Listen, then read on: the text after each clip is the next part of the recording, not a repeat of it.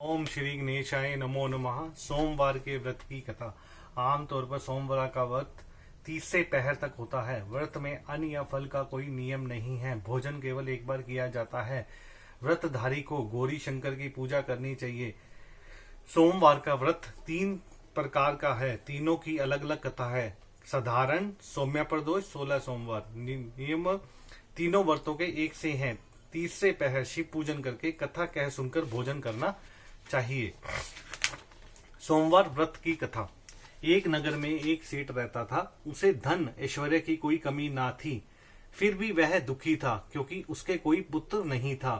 पुत्र प्राप्ति के लिए वह प्रत्येक सोमवार को व्रत रखता था तथा पूरी श्रद्धा के साथ शिवालय में जाकर भगवान गौरी शंकर की पूजा करता था। उसके भक्ति भाव से दयामयी पार्वती जी द्रवित हो गई और एक दिन अच्छा अवसर देखकर उन्होंने शंकर जी से विनती की, स्वामी, यह नगर सेठ आपका परम भक्त है, नियमित रूप से आपका व्रत रखता है, फिर भी पुत्र के अभाव से पीड़ित है। कृपया इसकी कामना पूरी करो। दयालु पार्वती की ऐसी इच्छा को सुनकर भगवान शंकर ने कहा, पार्वती, यह संसार कर्म भूमि है। इसमें जो जैसा करता है वह वैसा ही भरता है। इस साहूकार के भाग्य में पुत्र सुख नहीं है। शंकर जी के इनकार से पार्वती जी निराश नहीं हुई। उन्होंने शंकर जी से तब तक आग्रह करना जारी रखा जब तक ताकि वे उस साहूकार को पुत्र सुख देने को तैयार नहीं हो गए। भगवान शंकर जी ने पार्वती जी से कहा, तुम्हारी इच्छा है इसलिए मैं एक पुत्र प्रदान करता हूं, लेकिन उसकी आयु केवल 12 वर्ष होगी। संयोग से नगर सेठ गौरी शंकर संवाद सुन रहा था। समय आने पर नगर सेठ को सर्व सुख संपन्न पुत्र रतन की प्राप्ति हुई। सब और खुशियां मनाई गई। नगर सेठ को बधाइयां दी गई, लेकिन नगर सेठ की उदासी में कोई कमी नहीं आई, क्योंकि वह जानता था कि यह पुत्र केवल 12 वर्ष के लिए प्राप्त हुआ है। उसके बाद काल बलि इसे मुझसे छीन लेगा। इतने पर भी सेठ ने सोमवार का व्रत और गौरी शंकर का पूजन हवन यथा विधि पहले की तरह ही जारी रखा। जब बालक 11 वर्ष का हो गया तो वह पूर्ण युवा जैसा लगने लगा। फलतः सभी चाहने लगे उसका विवाह कर दिया जाए। नगर सेठानी का भी यही आग्रह था, किंतु नगर सेठ पुत्र के विवाह को तैयार नहीं हुआ। उसने अपने साले को बुलवाकर आदेश दिया कि वह पर्याप्त धन लेकर पुत्र सहित काशी के लिए कूच करे और रास्ते में भजन तथा दान दक्षिणा देता हुआ काशी पहुंचकर सर्व विद्या में पूर्ण बनाने का प्रयास करे। मामा भांजे काशी के लिए रवाना हुए। हर पड़ाव पे वे यज्ञ करते, ब्राह्मणों को भोजन कराते और दान दक्षिणा देकर दीनहीनों को संतुष्ट करते हुए इसी प्रकार वह काशी की ओर बढ़ रहे थे कि एक नगर में उनका पड़ाव पड़ा था। उस दिन उस नगर के राजा की कन्या का विवाह था। बारात आ चुकी थी, किंतु वर पक्ष वाले वे भयभीत थे, क्योंकि उनका वर एक आंख से काना था।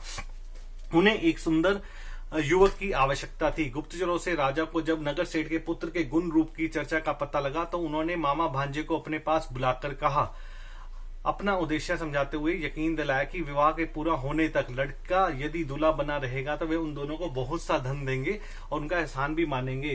नगर सेठ का लड़का इस बात के लिए राजी हो गया। कन्या पक्ष के लोगों ने राजा की पुत्री के भाग्य की बहुत सराहना की और इसे इतना सुंदर वर मिला। जब सेठ का पुत्र विदा होने लगा तो उसने राजा की पुत्री की चुनरी पर लिख दिया कि तुम्हारा विवाह मेरे साथ हुआ है। मैं राजा का लड़का ना होके नगर सेठ का पुत्र हूँ और विद्या अध्ययन के लिए काशी जा रहा हूँ। राजा का लड़का तो काना है। राजा की लड़की ने अपनी चुनरी पर कुछ लिखा हुआ देखा, उसे पढ़ा और विदा के समय काने लड़के के साथ जाने से इनकार कर दिया। फलतः राजा की बारात खाली हाथ लौट गई। नगर सेठ का पुत्र काशी जाकर पूरी श्रद्धा और भक्ति से विद्या अध्ययन में जुट गया। उसके मामा ने यज्ञ और दान पुण्य का क्रम जारी रखा। जिस दिन लड़का पूरे 12 वर्ष का हो गया उस दिन भी वह और दिनों की तरह यज्ञ आदि हो रहे थे। तभी उसकी तबीयत खराब हुई। वह भवन के अंदर ही कमरे में आकर लेट गया। थोड़ी देर में मामा पूजा करने के लिए उसे लेने आया तो उसे मरा देखकर अपनी छाती पीटी। जब उसे होश आया तो उसने सोचा, यदि मैं रोया चिल्लाया तो पूजन में विघ्न पड़ेगा, ब्राह्मण लोग भोजन त्याग करके चल देंगे। अतः उसने धैर्य धारण कर समस्त कार्य निपटाया और उसके बाद उसने रोना पीटना शुरू किया तो उसको सुनकर सभी के हृदय विदीर्ण होने लगे। सौभाग्य से उसी समय उसी रास्ते से गौरी शंकर जी जा रहे थे। गौरी के कानों में वह करुण क्रंदन पहुंचा तो उनका वात्सल्य से पूर्ण हृदय करुणा से भर गया। सही स्थिति का ज्ञान होने पर उन्होंने शंकर भगवान जी से आग्रह किया कि वे बालों को पुनः जीवन प्रदान कर दे। शंकर भगवान को पार्वती की प्रार्थना स्वीकार करनी पड़ी। नगर सेठ का इकलौता लाल पुनः जीवित हो गया। शिक्षा समाप्त हो चुकी थी। मामा भांजा दोनों वापिस अपने नगर के लिए रवाना हुए। रास्ते में पहले की तरह यज्ञ करते, दान दक्षिणा देते हुए उसी नगर में पहुंचे जहां राजा की कन्या के साथ लड़के का विवाह हुआ था। तो ससुर ने लड़के को पहचान लिया। अत्यंत आदर सत्कार के साथ उसे राजमहल ले गया। शुभ मुहूर्त निकालकर कन्या और जा माता को पूर्ण दहेज के साथ विदा किया। नगर सेठ का लड़का पत्नी के साथ अपने घर पहुंचा तो पिता को यकीन ही नहीं आया। लड़के के माता पिता अपनी हवेली की छत पर चढ़े बैठे थे। उनकी प्रतिज्ञा थी वे वहां से तभी उतरेंगे जब उनका लड़का स्वयं अपने हाथ से उन्हें नीचे उतारेगा, वरना ऊपर से छलांग लगाकर आत्महत्या कर लेंगे। पुत्र अपनी पत्नी के साथ हवेली की छत पर गया। जाकर माँ बाप के सपत्नीक चरण स्पर्श किए। पुत्र और पुत्र वधु को देखकर सेठ और सेठानी को अत्यंत हर्ष हुआ। सबने मिलकर उत्सव मनाया। जिस प्रकार नगर सेठ और सेठानी के दिन फिरे, उसी प्रकार सोमवार का व्रत करने वाले हर व्यक्ति के दिन भरे। बोलो शंकर भगवान की जय। आरती कर जनकर जोरे, भरे भाग्य राम जी घर आए मोरे। जी स्वयंवर धनुष चढ़ाए, सब भूपन के गर्भ मिटाए। तोरी पिनाक किए दुई खंडा, रघुकुल हर्ष रावण भय शंका।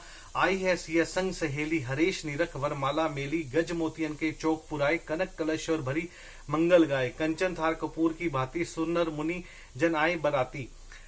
फिर भावरी बजे बाजा बाजे, सिया सहित रघुवीर विराजे। धनी धनी राम लखन दो भाई, धनी धनी दशरथ कौशल्या माई। राजा दशरथ जनक विदेही, भरत शत्रुघ्न परम स्नेही। मिथिलापुर में बजत बधाई, दास मुरारी स्वामी आरती गाई। बोलो शंकर भगवान की जय। ओम जय शिव ओमकारा, हरि जय जय शिव ओमकारा। ब्रह्मा विष्णु सदाशिव, अर्धांगी धारा। जय शिव ओमकारा, एकानन चतुरानन पंचानन राजे। स्वामी पंचानन राजे, हंसानन गरुड़ासन विश्वाहन साजे। ओम जय शिव ओमकारा। दो भुज चार चतुर्भुज, दश भुज ते सोहे। स्वामी दश भुज ते सोहे, तीनों रूप निरखता त्रिभुवन मोहे। जय शिव ओमकारा।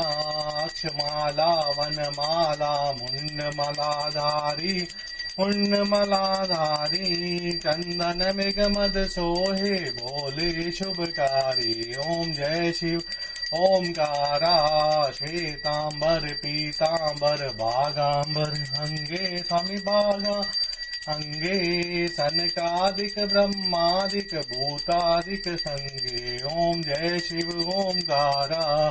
कर के मध्य कमंडल, चकर त्रिशूल धरता। स्वामी चकर त्रिशूल धरता। जग करता जग भरता, जग पालन करता। ओम जय शिव ओमकारा। त्रिगुण शिव जी की हरति जो कोई गावे। स्वामी प्रेम सहित गावे, कहत शिवानंद स्वामी। कहत हरि हर स्वामी, आंशित फल पावे। ओम जय शिव ओमकारा। बोलो शंकर भगवान की जय।